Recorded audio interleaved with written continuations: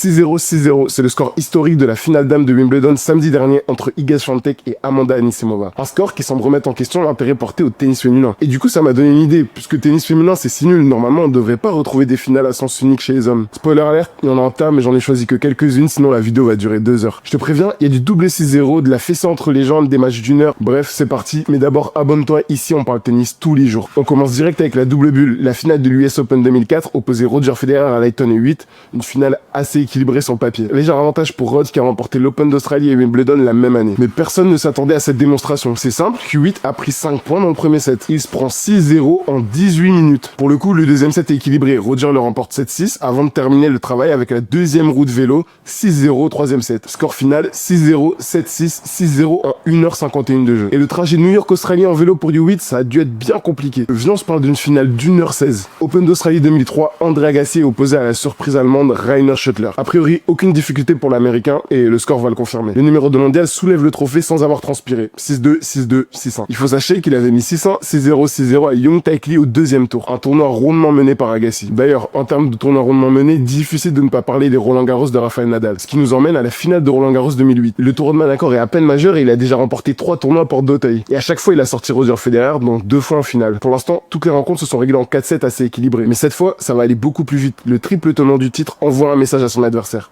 Il est chez lui. Roger est inexistant dans cette finale. Il prend 6-1, 6-3.